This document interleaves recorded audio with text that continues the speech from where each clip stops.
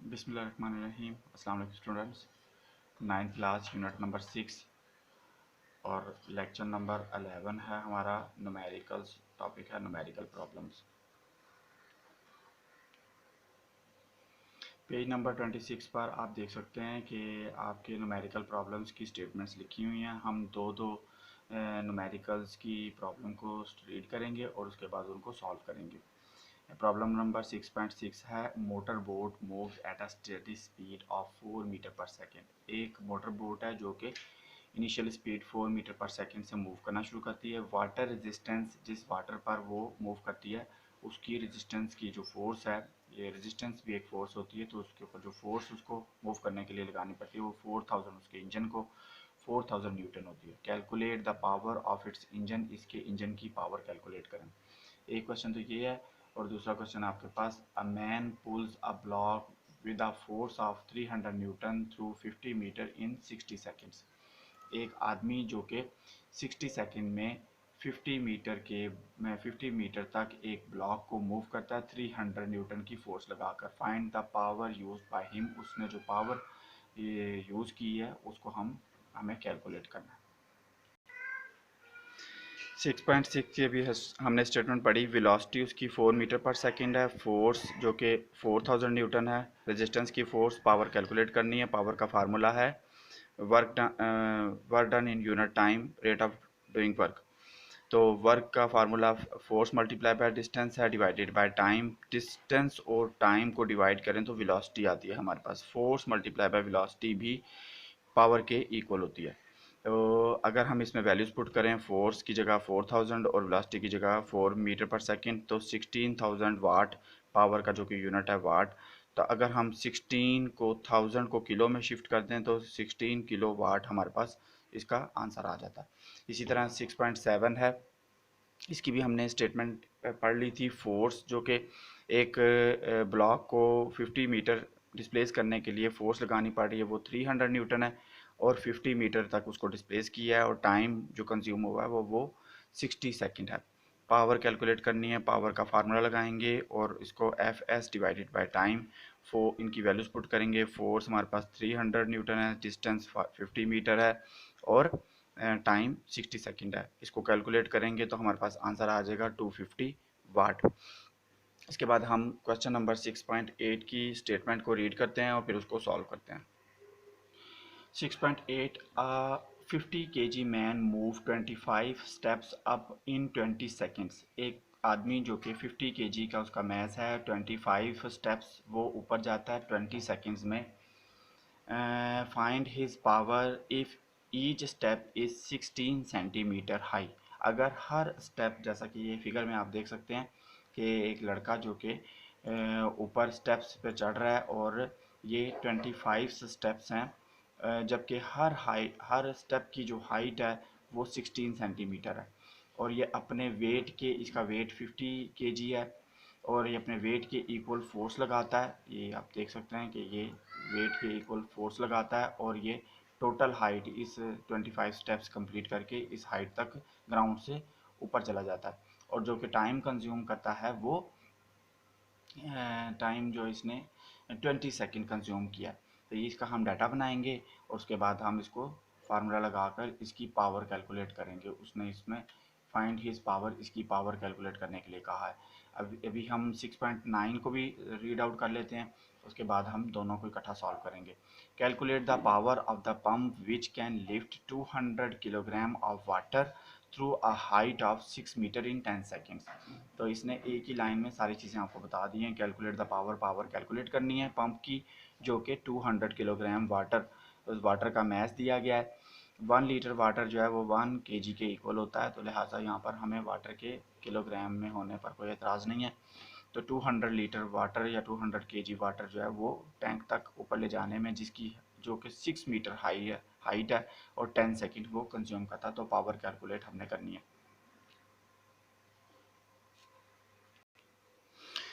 Mess उस man का 50 kg है, नंबर ऑफ स्टेप्स उसने 25 कवर किए हैं, टाइम टेकन 20 सेकेंड उसने टाइम टेक किया। Height of each step, her step की जो हाइट है वो 16 सेंटीमीटर है, जिसको हम मीटर में कन्वर्ट करेंगे 0.13 मीटर हो जाएगी। पावर हमने कैलकुलेट करनी है। टोटल हाइट हम पहले बना लेते हैं, उसने कितनी हाइट जो है वो हर स्टेप्स को कवर करने पर टोटल हाइट उसने कितनी कवर की है 0.16 हाइट ऑफ ईच स्टेप, और 25 स्टेप्स थे उनसे मल्टीप्लाई करेंगे तो हाइट हमारे पास 4 मीटर आ जाएगी। यहाँ जो उसकी पावर है वो हम रेट ऑफ डूइंग वर्क कहते हैं, लेकिन यहाँ पर जो किया गया काम है उसने लड़के ने जो किया है वर्क किया है वो पोटेंशियल एनर्जी के इक्वल है, potential energy divided by time. Potential energy का फार्मूला हमारे पास mgh डिवाइडेड बाय t है, और मैस उसका 50 kg, ग्रेविटेशनल एक्सलेरेशन की वैल्यू 10 और हाइट 4 मीटर है, डिवाइडेड बाय 20 से डिवाइड करेंगे, कैलकुलेट करने पर हमारे पास आंसर 100 वाट आ जाएगा। पावर हमने उस मैन की कैलकुलेट की है जो उसने 4 मीटर हाइट तक 50 kg का जो मैन है वो 20 सेकंड में 4 मीटर की हाइट कवर करने पर उसका जो पावर होगी वो 100 वाट के इक्वल होगी। इसी तरह क्वेश्चन नंबर 6.9 में हमने पावर कैलकुलेट करनी थी एक पंप की, जिसमें उसने 200 kg वाटर जिसका मैस है वाटर का, उसको एक टैंक तक जिसकी हाइट 6 मीटर हाइट पर वो टैंक रखा हुआ, उसको फिलअप करने में उसने जो टाइम कंज्यूम किया था वो 10 सेकेंड है। तो पावर यहाँ पर भी वो उसका जो वर्क है वो potential energy divided by time के इक्वल होगा। पोटेंशियल एनर्जी का formula mgh divided by t है, और हम यहाँ पर इसकी वैल्यू पुट करेंगे। मैस वाटर का वो 200 किलोग्राम है, ग्रेविटेशनल एक्सलेरेशन की वैल्यू और हाइट 6 मीटर है, डिवाइडेड बाय 10 सेकेंड। इसको 10 को 10 से कैंसिल कर देंगे, 200 को 6 से मल्टीप्लाई करेंगे तो 1200 वाट जो कि पावर ऑफ द पंप हो जाएगी। इस चैप्टर का लास्ट न्यूमेरिकल है, इसके बाद हमारा नेक्स्ट चैप्टर स्टार्ट हो जाएगा। 6.10 है ये, और स्टेटमेंट थोड़ी लेंथी है लेकिन क्वेश्चन इजी ही है। तो स्टेटमेंट को आप केयरफुली रीड आउट करते हैं हम, और उसके बाद इसका डाटा बनाकर इसको सॉल्व करते हैं। An electric motor of 1 HP, एक इलेक्ट्रिक मोटर जिसकी पावर हमें दी जा रही है 1 horse power, is use to run water pump. Water pump को रन करने के लिए यूज़ की जाती है। The water pump takes 10 minutes to fill an overhead tank. एक वाटर जो ओवरहेड टैंक रखा हुआ उसको 10 मिनट्स में ये फिलअप करती है। The tank has the capacity of 800 litre and height of 15 metre, और उस टैंक के अंदर 800 लीटर वाटर को स्टोर करने की कैपेसिटी है, and height of this tank is 15 metre, और वो 15 मीटर की हाइट पर टैंक रखा हुआ है। Find the actual work done, उस जो मोटर ने किया है काम किया है करना चाहिए था उस मोटर को, एक्चुअल जो वर्क है जितनी पावर उसने कंज्यूम की है 1 हॉर्स पावर, और जितना टाइम उसने टेक किया है इसके अगेंस्ट उसको जितना वर्क करना चाहिए था वो हमें कैलकुलेट करना है एक्चुअल वर्क डन। तो ये हमारे पास एज ए इनपुट होगा, जो इसको हमने इनपुट दिया है उसका जो वर्क है वो एक्चुअल वर्क डन होगा by the electric motor to fill the tank, उसको फिल करने के लिए। Also find the efficiency of the system, और इसी सिस्टम की एफिशिएंसी को भी कैलकुलेट करना है हमने।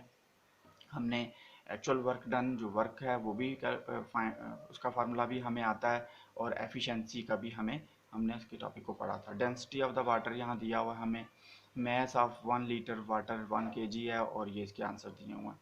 तो ये अभी हम डाटा बनाते हैं और उसके बाद इसको सॉल्व करते हैं।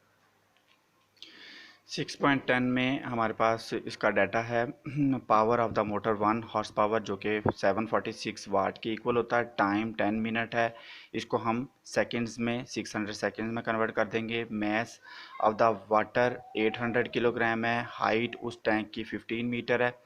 Find the actual work done, W जो कि हमने फाइंड करना है, और फाइंड एफिशिएंसी ये भी हमने फाइंड करनी है। अगर हम पावर का फार्मूला देखें तो power is equal to rate of doing work, और अगर इसमें से मैं एक्चुअल वर्क ये W को फाइंड करना चाहता हूँ तो W is equal to power multiply by इस पावर को टाइम को हम मल्टीप्लाई कर देंगे। तो पावर हमारे पास 746 है उस मोटर की, और 600 सेकंड उसने कंज्यूम किए। तो इसको मल्टीप्लाई करेंगे हमारे पास 4,47,600 जूल जो कि एक्चुअल वर्क डन होगा, और ये इनपुट के तौर पर होगा जो हमने उस मोटर को इलेक्ट्रिसिटी के तौर पर इतना इसके ऊपर वर्क किया है, इतने जूल इसने वर्क किया, इतनी पावर कंज्यूम करके 746 वाट की पावर कंज्यूम की है उसने 600 सेकंड तक 10 मिनट तक, और इतना वर्क उसने किया है। ये एक्चुअल वर्क डन है, इसको हम इनपुट के तौर पर लेते हैं इस मोटर का इनपुट है। बट मोटर हैज़ डन, लेकिन जो मोटर ने काम किया है, मोटर हैज़ डन वर्क, जो मोटर ने वर्क किया है वो पोटेंशियल एनर्जी के इक्वल है, equal to potential energy of the water in the tank. जो टैंक के अंदर पानी है उसमें पोटेंशियल एनर्जी जो है वाटर के अंदर, वो हमारे पास उस मोटर का आउटपुट होगा। वो मोटर ने जो वर्क किया है, ये एक्चुअल वर्क डन था, जबकि जो मोटर ने वर्क किया है पानी को ऊपर ले जाने में, वो आउटपुट होगा उसका। तो हमारे पास पोटेंशियल एनर्जी का फार्मूला mgh है। हम मैस ऑफ द वाटर 800, जबकि ग्रेविटेशनल एक्सेलरेशन की वैल्यू 10 और हाइट 15 मीटर। तो ये 1,20,000 जूल इस मोटर ने आउटपुट किया है। जैसा कि हमने, ये आउटपुट है वर्क। तो जैसा कि हमने एफिशिएंसी में पढ़ा था कि कोई भी सिस्टम जो है 100% एफिशिएंट नहीं होता, उसको जितनी इनपुट दी जाती है उससे वो कम आउटपुट हमें देता है। तो लिहाजा आउटपुट हमारे पास 1,20,000 है और इसकी जो इनपुट है वो हमारे पास 4,47,600 जूल है। तो एफिशिएंसी हम जब फाइंड करेंगे, परसेंटेज में फाइंड करेंगे, तो परसेंटेज एफिशिएंसी हमारे पास output divided by input multiply by 100%। तो इसकी वैल्यूज़ पुट करेंगे, 1,20,000 डिवाइडेड बाय 4,47,600 मल्टीप्लाई बाय 100%। इनको कैलकुलेट करने पर, सॉल्व करने पर हमारे पास आंसर आ रहा है 26.8%। तो ये आपका लास्ट क्वेश्चन था। आप नोट्स बनाएं और इसकी प्रैक्टिस करें। तो ये वो चैप्टर है जिसमें से न्यूमेरिकल्स भी आ जाता है, चैप्टर नंबर 6 में से, और या फिर उसमें से बोर्ड में इसके लॉन्ग क्वेश्चन थ्योरी के तौर पर भी आ जाता है, शॉर्ट क्वेश्चन भी इसमें से होते हैं, एमसीक्यूज भी हैं। ये टोटल जो चैप्टर है वो आपका 11 लेक्चर्स पर डिपेंड करता है। आप इन 11 लेक्चर्स को ध्यान से सुने, बार बार भी सुन सकते हैं, देख सकते हैं और नोट्स बना सकते हैं, ख़ुद भी कोशिश करें। तो थैंक यू, अल्लाह हाफिज़।